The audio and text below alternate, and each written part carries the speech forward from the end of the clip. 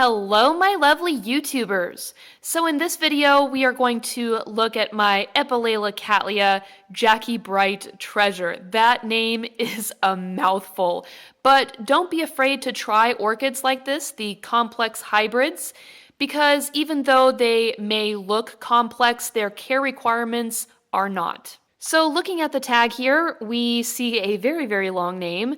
EPLC is an abbreviation.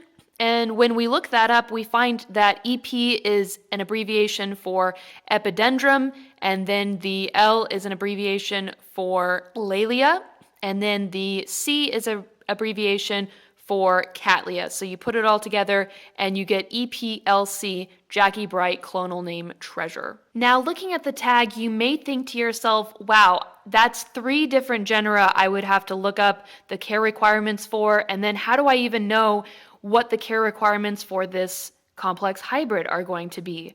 Well, actually, the 3 different genera that are listed in the name of this orchid, EPLC, you have Epidendrum, Layla, and Cattleya.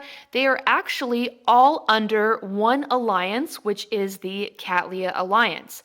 Now, orchids within the Cattleya Alliance, pretty much, for the most part, all have the same care requirements. They all like bright light, they love water, but they love to dry between waterings. And of course, for temperature, these guys really do like to be kept warm, so warm to intermediate temperatures are best for these orchids. So really, I grow this one right alongside my other Cattleyas, my primary hybrids, my species. I grow them all together. So this one gets the same amount or similar amount of fertilizer and sunlight and temperature that my Cattleyas do.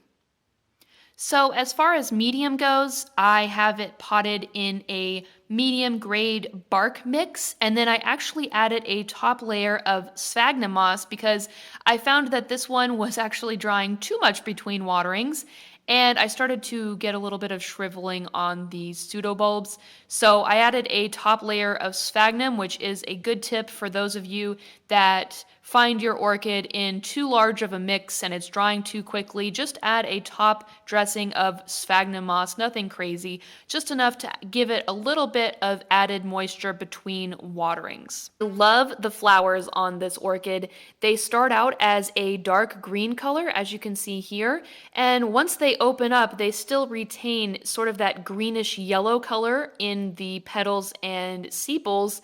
The labellum pretty much opens up and starts off as this yellow color, but if you can tell the difference, this one is actually more of a green color and this one is actually more of a yellow color. So if you can tell the difference here, this one has been open longer than this one here on the right-hand side. So the blooms of Cattleyas can change color as they age. I do have a few Cattleyas in my collection that do this. As the blooms age, they just become more and more beautiful, more rich in color. The labellum on this orchid is particularly interesting. I mean, look at that fuchsia color. It's almost the same color as my nail polish, actually.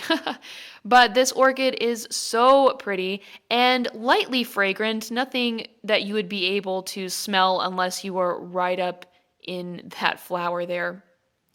One thing that was kind of annoying is that this orchid has been producing a lot of happy sap. If you guys can see the glistening on the petal right there, a lot of happy sap, and so it's been sticking to everything and it's sort of changed the shape of the flower there. And there's even happy sap up here as well. Tons of the stuff all over the plant.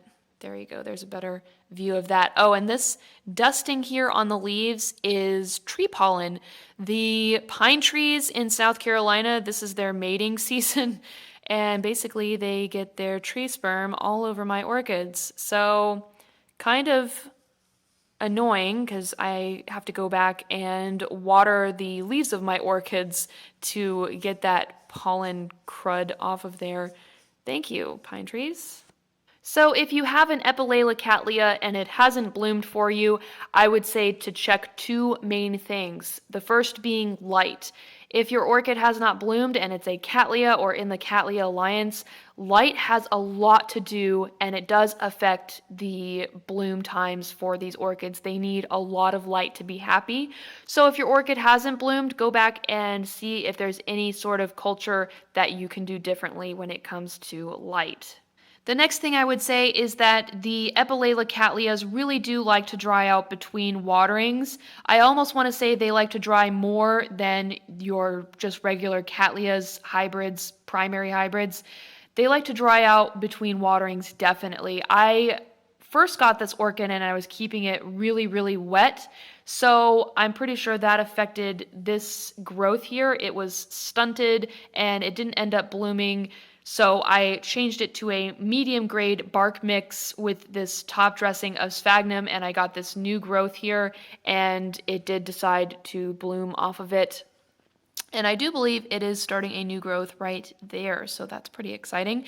But definitely allow your Epiphylla cattleya to dry between waterings, but give it plenty of water. As you can see, I'm still learning how to water this orchid because I want to make sure that it is drying efficiently between waterings before I add more water to it. Alrighty guys, thank you so much for watching. I hope you enjoyed this video. If you have any questions or comments, please leave them down in the comment section of this video. And give this video a good old thumbs up. Subscribe to my Twitter and my Facebook for pictures of my orchids. That's where I will post them before I make a video on them. So be sure to follow me on Facebook and Twitter. And as always, subscribe to my channel for more videos like this one in the future, and I will see you guys later. Bye.